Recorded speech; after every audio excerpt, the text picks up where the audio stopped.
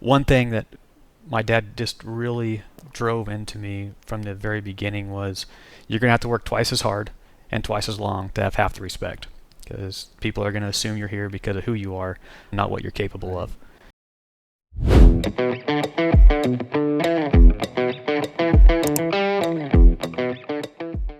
Welcome back to the BodyShop Leaders Podcast. I'm your host, Daniel Burkholder, and today I'm sitting down with a guy who literally grew up in the collision industry. Sean Guthrie started working alongside his dad, Jim, at Car Crafters in Albuquerque when he was barely out of high school. Fast forward 20 years, and Sean helped lead that family business through a private equity deal, build it into Open Road Collision, a 37 location platform doing $100 million a year, and recently stepped away to start his next chapter. Whether you're running one shop or 30, Sean's got a perspective on growth, operations, and leadership that you don't want to miss. Sean, I'm excited to have you on the show. Welcome. Yeah, thanks for having me, Daniel. Excited to talk about the journey. Hopefully it doesn't get too emotional. There's a lot of history here. I'm sure. Yes, sir. Why, like I said, excited to have you here, and I'm excited to learn more of your story as well. I know some of it, but I'm sure I'm going to learn some new things. Let's just go kind of right back to the beginning, Sean. You grew up around Car Crafters. Your dad, Jim, started the business out of his parents' garage back in the 80s. Mm-hmm. At what point did you realize that this isn't just Dad's thing, this is my thing too? Yeah, and just hearing that again, the official start date was January of 1982. It gives me goosebumps to think about how he built it. Great. He was fixing the neighbors' cars in my grandparents' garage, and he finally got kicked out because he kept leaving the pilot light off on the water heater, because the water heater was in the garage. You can't paint a car with the pilot light on, right? So he would turn it off and paint the car. And finally, my grandma, no more of this. I'm tired of cold showers. So yeah, he got 1 month's rent paid by his parents and had his paint gun in his little toolbox and had his one-bay shop. And through just hard work and God's blessings, he was able to build that up. I came around a little bit later. 1988 was when I was born, so he was already in full swing when I got there. And I remember the nights we would take Dad dinner at the shop, because if we wanted to see Dad, he was busy working. And I have those memories, right, of taking dinner or lunch to the shop. And as I got a little bit older, probably elementary age, he would let me tag along so long as I could keep up. And he wasn't going to slow his walking pace down. He wasn't going to slow his hamburger eating pace down. So just grew up there in the shop, running around, and he would go off and deal with customers or adjusters, and I'd get left with the body shop guys. I had multiple dads, if you will, just lots of guys that would keep an eye on me, let me help them, or probably not help them, but let me work with them and kind of learn the trade. And so it was just something that became so a part of my life. It was so much fun to go there and to be a part of it. The guys, the gals that worked there, just such genuine people, and that's true today, right? You go to the shops, and these are just amazing professionals that we get to work with. And so it was not necessarily what I expected it to do. I had aspirations of going off and being a mechanical engineer, and I went to a great preparatory high school, and so it was a natural track that I would go to college. And this industry, once it sucks you in, you're stuck. Love it or not, you're not leaving it. And that moment of realization that this was who I was going to be and what I was going to be a part of, I don't know when that happened. It was just a natural evolution of the family business. Very cool. That is such an amazing story, how you just grew up around it. It was part of you. Let's fast forward a little bit, Sean. You came on as director of operations at Car Crafters right out of high school and stayed for almost 17 years. What were the biggest lessons from those early years when you were learning the business from the ground up? I didn't go straight to the director position, that's for sure. Yeah, I'm sure. I was sweeping floors, washing cars. Prior to making it a full-time profession, I did every job in the shop. Mm-hmm. I was too small to do the frame rack. I hated my hands being greasy, so I didn't want to be a mechanic. The painting, that was back in the day of wet sanding. I hated my feet being wet and coming home with your fingernails just splitting from all day of wet sanding. So I loved being a body guy, and still to this day, there's something about spreading mud and shaping a beat up panel. I just love it. My tenure at the shop, before I had decided to be full-time and fully committed to it, I was going to be a body tech. And my old man said, no, son, I didn't build this company so you could be a body tech. And so I was racing semi-professionally. Some of the helmets and the race cars were behind me. I see that. And got out of high school and was going to do some college and some racing. And then it became quickly apparent to my teachers that I was going to miss a whole bunch of school. So after the first semester, I was still straight A's, but was right at the limit of number of days missed. And starting into the second semester, I think I missed, 10 days out of the first 18 or something crazy like that. And so the teachers are like, "Are you going to keep missing? Because if you are, you're going to be dropped from the class." I said, "Let me make this decision real easy for you. I got another race next weekend, so nice knowing you." And that was the decision where, hey, we're going full-time into the body shop because my parents were not going to let me be a bum. It was either going to be college or work.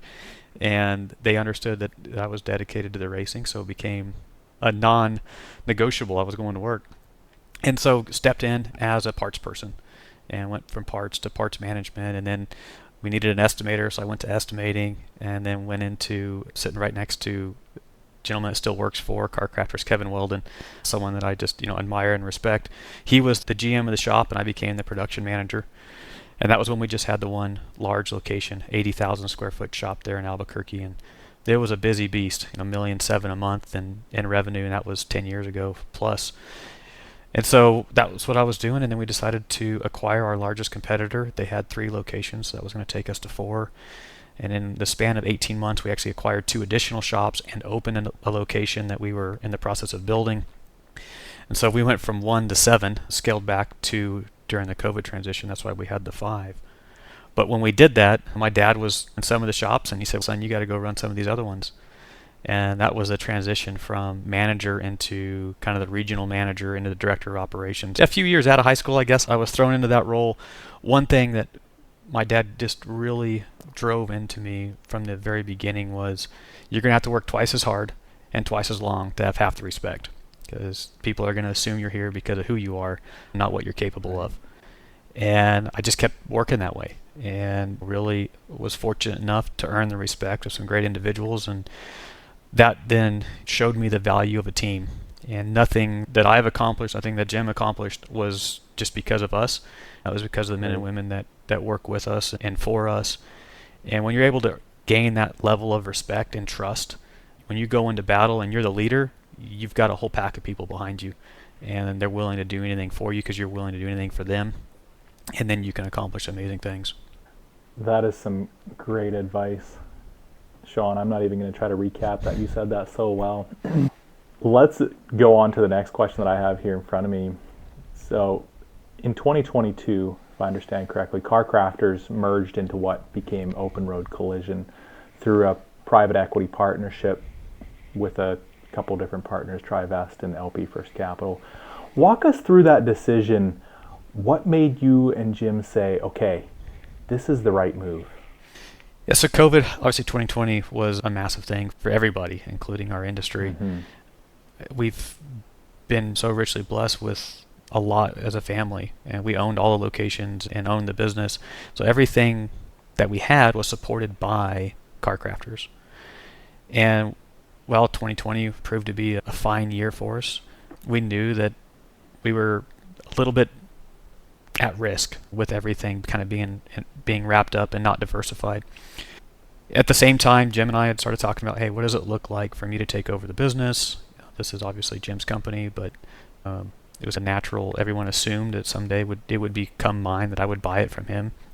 So we looked at opportunities for how I could do that, but it didn't really protect the family. It just shifted it from Jim's name on the deed to my name on the deed. And I've got a sister, and she's got 2 wonderful little girls. I've got 2 boys, and the family's going to continue to grow. And it just seemed like it was a right time to diversify. And so we started shopping it. My dad told me, hey, go shop it, and if we find a great deal, we'll execute. If we don't, then we'll head down this other path, and you can buy it from me. And almost sold a crash. We were weeks away from closing. We'd already done the announcement with the employees. The negotiations were done. The contracts were written. Their HR was present to talk to our people to start signing them on board. And there just was some things there that we needed some answers to. And a lot of them were more gut check questions. And there just was some things that ultimately we decided it wasn't the right partnership. It wasn't the right partnership for our family. It wasn't the right partnership for our technicians and our employees that had stood by our side. And so we backed out of the deal very last minute. And the crash people were upset, but handled it well. And they've been fine and just successful enough without us. But that still had us thinking about what should we be doing. And it just so happened that Matt Stinson, one of the guys that helps barter some of the businesses, had private equity firms that were looking to get in. LP First was the primary investor that really wanted to get into the body shop space. So he introduced us to them, Thomas Eintz, their owner, and we hit it off. They're good old Texas boys, right? God-fearing Texas boys, and it was a great relationship. The size of the deal and the growth potential in the industry, they decided they didn't want to do it on their own, and they had a partnership with Trivest. They'd done some other investments with Trivest before us, and so between LP First and Trivest, they came in and partnered with Car Crafters. So the three of us formed Open Road, and there was a lot of uncertainty. Jim and I, of course, we ran a great 5-shop operation, but we could get to every shop within a 15-minute drive. And they had done a lot of acquisitions, but they'd never been in the body shop space. So it was a partnership that we had a lot of faith in each other, and we set off to do great things. And they're still doing great things, and for over 3 years I did great things with them. That is just outstanding to how you got to that place. I had never heard about the part of you almost selling to Crash and then venturing into the Open Road, down that road of private equity. Amazing. Let's keep digging into this a little bit more. So you went from 5 locations to 37, and you took revenue from 35 million to 140 million. That's 7x scale up. What's the hardest part of growing that fast? And I'm gonna have another hard question. What systems did you put in place to keep this just from flying apart? Some smoke and mirrors to make everyone think it didn't fly apart. But no, the whole process was just a tremendous opportunity, giving people opportunities to grow. Right? We had some awesome men and women in our organization that were able to go and do great things, and some of these places that we acquired had other people that were at their ceiling as far as the position goes, but not at their ceiling of their capability. And so the number one thing that made us successful was those people, the people that truly are immensely talented, some probably more talented than even I am, and giving them the opportunity to really showcase what they're capable of doing. So that's first and foremost, right? Don't hold anyone back from what they're capable of. And the next thing is just proper SOPs. And that was a constantly evolving situation. We went from, hey, let's not change anything to the shops we acquire, let's let them operate independently, down to they each kind of kept their own finance departments for a period of time. And then we transitioned that to, hey, everything's going to be exactly the same. And we changed too much. We made it too cookie cutter. And that caused us some setbacks at some locations because there's just some intricacies of market, of shops, of people that you've got to be flexible. And so we just kept molding. One thing that Jim and I have always said and always been a part of is today was good, but tomorrow could be better. Go back to racing. You can win Indy this year, and next year you could not make the show.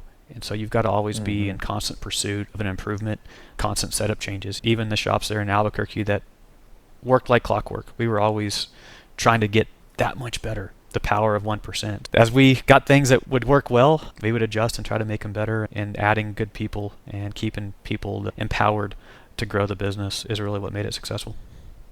I like how you answered that question. There's all kinds of places you could have went with that, but you really made that simple. People and SOPs is largely what this whole thing boils down to. Very profound answer. I feel like that is so valuable to any shop that's looking to expand.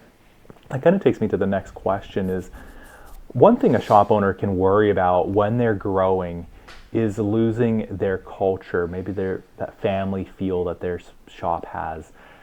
How did you try and keep Car Crafters' culture alive as you absorbed shops in Texas and Arizona and Oklahoma and across the states? Yeah, great question. Very difficult, right, at times to make that happen. Culture to me comes from the top down, and however you are leading your guys or your people is how they're going to lead each other. And so you've got to be empathetic. You've got to care about not just the work product that they do, but who they are as people. And that's Car Crafters was so great about keeping that family feeling. And I think we did a good job with Open Road the same way, constant touch points. You get to a certain point, you can't know everybody, but you try to at least know the leaders of everybody. So close relationships with regional managers. We would talk daily, relationship with each of the store managers. If they got to a point where they just felt they needed some help, they'd call me. In fact, some still do. And it's not about work anymore. It's about a family question or something. And I think that really goes to maintaining that family culture, is just caring about people. Because business is business. All business is pretty much the same. We're all in it to make money, and that takes math and people to do. But it's how you take care of those people that really makes it a family feeling. And you can look across different industries and different companies, and you can have billion-dollar companies that feel like it's a ma and pa restaurant, and you can have a ma and pa restaurant that has no culture and has no feel, and it feels super corporate, right? So it's that top-down leadership and care, that servant leadership, that you can do it. You can do it as you grow, as long as you stay connected to the people that are important. Outstanding answer. It starts at the top, and that, like you said, leading with empathy, leading with care is truly the best way to lead, and staying connected with those leaders as you grow. I can see, Sean, like you said, you can't connect with everybody, but you have to stay connected with those core leaders that then can spread that out throughout the organization. Let's switch gears just a little bit. So you also launched Open Road Calibration, and I understand have around 7 of these ADOS calibration centers. What made you see that as a strategic play, and what advice would you give to shop owners that are thinking about getting into calibration? Yeah, that was a long-term play for us. Car Crafters was at the bleeding edge of the pre-post scanning. I say the bleeding intentionally because we definitely bled a lot of money as we were getting insurance companies to understand, why are we scanning? What's the potential downfall if you don't? Now it's pretty standard. Everybody's going to pay it, and at least pay some dollar amount for it. Maybe not what you want, but something for it. But so we were leading that. And then as calibrations rolled out, we had the understanding and the wherewithal, because we stayed in tune with the industry and what it was doing. I sat on some of the industry roundtables as a leader of that, so I could really stay in tune with it. So it was a natural progression to go from scanning into calibrating. Aztec was a huge partner of ours at that time, and so we had Aztec come in and do our calibrations. The relationship there didn't progress as we wanted to. We wanted a little bit more control, and so we gracefully parted ways, and that's when we rolled into our own center using a lot of the stuff that they had set up. We learned a lot from them. We bought all the OEM targets, and we did it straight OEM style. That was before an Autel even existed, or maybe the Autel, but not the Autel that we know it now. So we needed some help. We knew how to do it, but we didn't have a way to invoice. We didn't have a way to keep the process flowing. And about that time, Car ADAS was coming on board, Greg Peters' company, Car ADAS, and we partnered with them. We were their first center, and the timing couldn't have been any better between our transition away from Aztec and into doing it on our own. And they really helped us to build a great invoicing platform and a scheduling tool and everything to make that single store successful. And with that success story in Albuquerque, we created some simple equations. How much dollars of calibration can you do per dollar of collision? And knowing how much revenue and what the margin is on it, you can really quickly come up with your ROI. And so as we would purchase these shops or stand these shops up, we had our levels of calibration center that we needed to support those centers.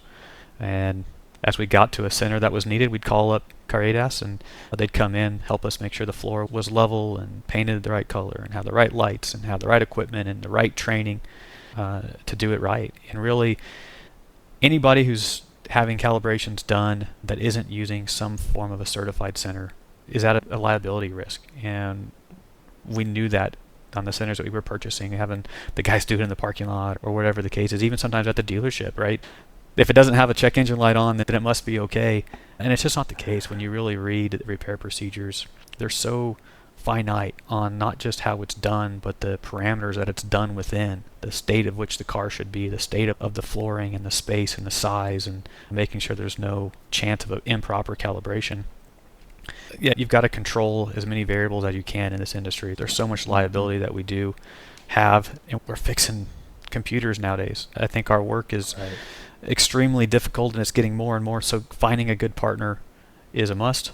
That you're going to do it internally and have a partner to help you do that, or an external partner that you can trust to sublet it out to.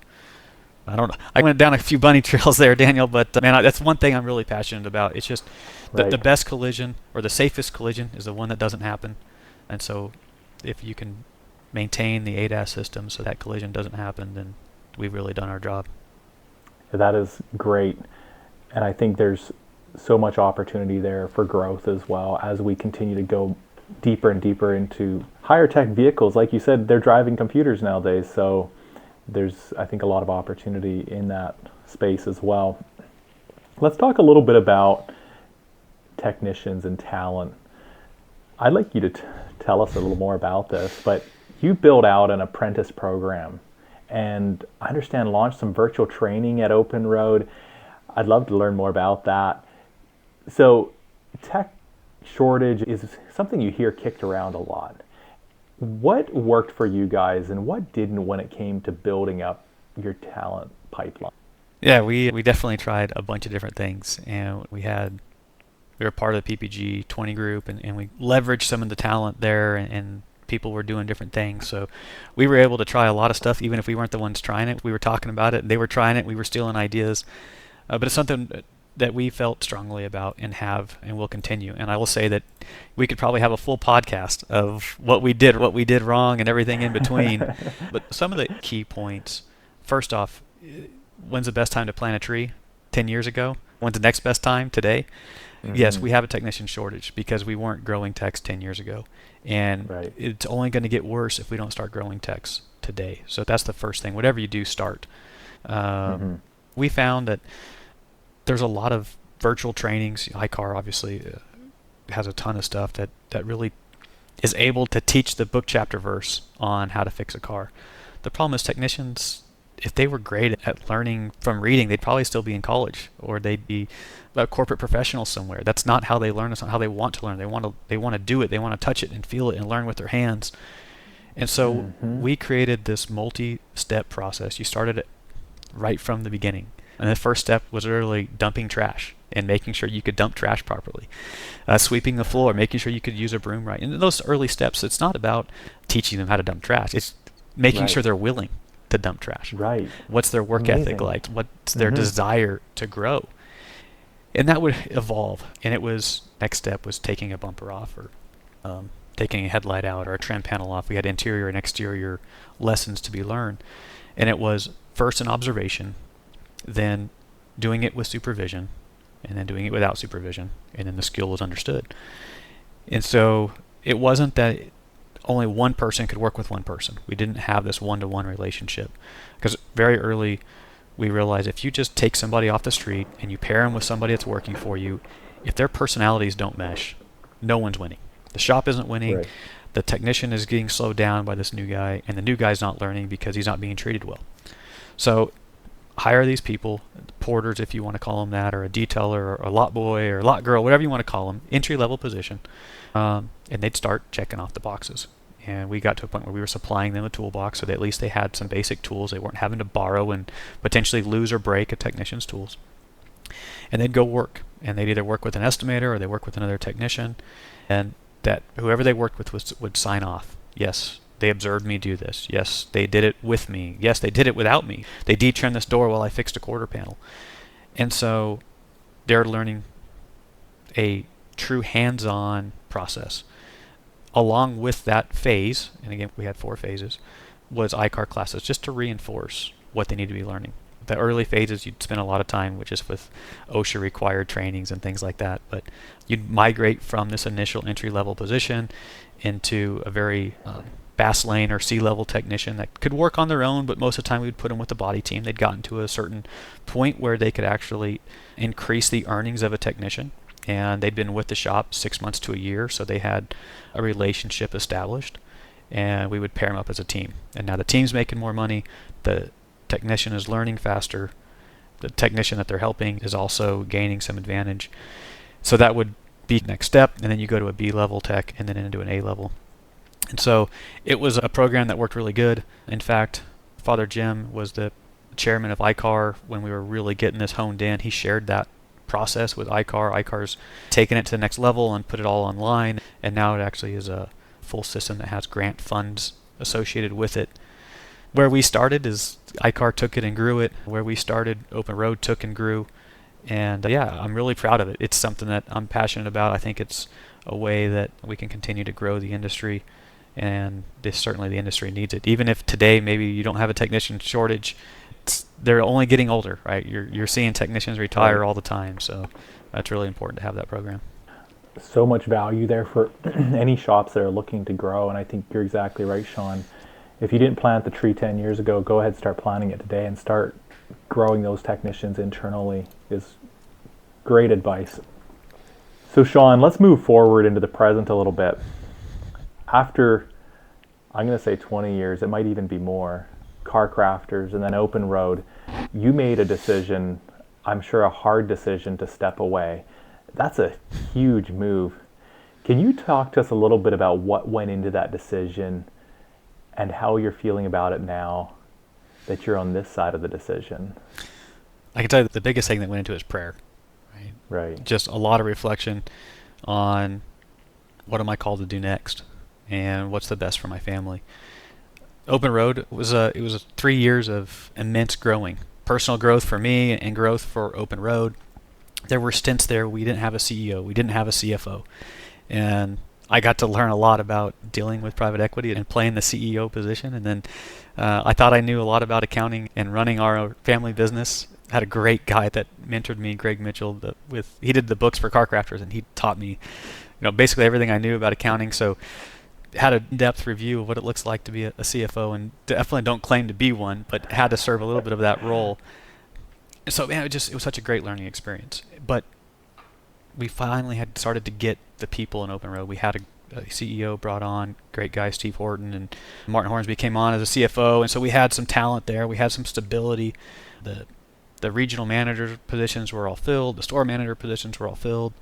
People I loved and cared for, still love and care for, all were in a great position, and it became a point where I could think about stepping away. And for 20 years prior, I either didn't want to or couldn't. Right? There were certainly periods of time where me and the old man maybe were butting heads, but it was they call it a symbiotic relationship where we needed each other to survive. And I didn't want to see Car Crafters fail. I didn't want to see Open Road fail. I didn't want to see any of the people that we made this decision for go backwards in their life. And then once it was fully staffed, it gave me that moment of I could take a breath. I could really stop and think about, what do I want to do? What can I do with the next 20 years of my life before retirement? And I felt like God was telling me it was time to move on, and my wife and kiddos agreed, and I saw through the execution of the Frank's purchase and stepped away. That's a great answer. There's no better place to make that decision than from a place of prayer. So it's love that. I'm sure there's big things ahead for you, Sean. Let's just reflect a little bit more. If you could go back and give advice to that younger version of yourself who was just getting started at Car Crafters, or to any shop owner who's in that early growth phase, what would you tell them? Yeah, I was glad you sent me the questions a little bit ahead of time so I could really think about that one. And that question I spent the most time really thinking about, because I think it's a fair question, right? Because there's other people in similar positions. I was in my teens when I really got started, and certainly early 20s when I had a lot of direct reports. And what lessons would I want to know versus learning the hard way, right? Because there's some things that you just need to learn the hard way. That's the only way you're going to truly appreciate the knowledge. And so as I thought through that, the one thing I would say is read more. Read more leadership books and really learn from true leadership professionals. I got an executive coach last year, and that was a huge change in my life as well, just to have someone that you can talk to, right? It's not a psychiatrist, but it's someone who is in the industry, or in the professional world, and can give you a fresh look and ideas and perspectives that you probably haven't thought of. I've really enjoyed reading some of the books by Dan Sullivan and Benjamin Hardy. 10X is easier than 2X is one of those. Who Not How. The Gap and the Gain, those are some just great books that they've written, and others. And so that's something I've picked up in the last year or so, and definitely have gained a lot from that, just fresh perspective. When we, as a group, we read the book Traction. That's another huge, well-known book in the corporate world. I had no idea about it, but we read that as a leadership team at Open Road, and that was really powerful too, just to read it as a group and take different perspectives and talk about it and see how we could be better. And further to that is just be willing to listen to everyone and take advice, even if you may not agree. There was times that I certainly didn't agree with the private equity guys, or even the CEO or the CFO that came on board. And this isn't how we always did it. This isn't right. Why are we doing it like this? But taking the time to just reflect, see their point of view, and to learn from it. And that's something that, and in my early 20s, it was my way or the highway. And that's why my dad and I butted heads so much. You're old and washed up, Dad. You're not in the trenches anymore. You don't know how this works. And as, I'm not going to say I'm old, but as I've matured a little bit, maybe gotten a little bit of wisdom, I just understood the value of just everybody's perspective and learning from it and applying it to your life. No one knows everything, that's for sure. And a lot of the times you don't know what you don't know. So getting that outside advice, either from reading or a coach or anyone who is a part of your life, right? God placed them there for a reason. Don't ignore it. I appreciate those thoughtful answers, Sean. I think what I hear you saying really is just being open to outside influence, whether that's through reading or through coaches or through other people, being willing to be humble enough to accept that and try to learn from it. That is a skill to learn, and it doesn't come naturally for some of us. Sean, I have one traditional question that I always ask here as the last question on the BodyShop Leaders podcast. It's a fairly simple question, but there's a lot of places you could go with it. What does being a BodyShop leader mean to you? Yeah, first, I'm honored to be thought of that way, humbled by it. I don't know that I deserve it or not, but I appreciate the accolade anyways. This industry has given so much to me and my family. I certainly feel honored to be considered that, and just to be in a discussion like this and to have people reach out. Right now I'm doing some consulting work across the country here and meeting other people and getting their shops rolling as good as we can, and I just hope I can continue to be a part of it, to continue to give back to this industry, right? That has done so much for me and my family. The industry's changing. It's changing at a lightning pace, and I hope that I can stay in tune with it enough to keep up with those changes.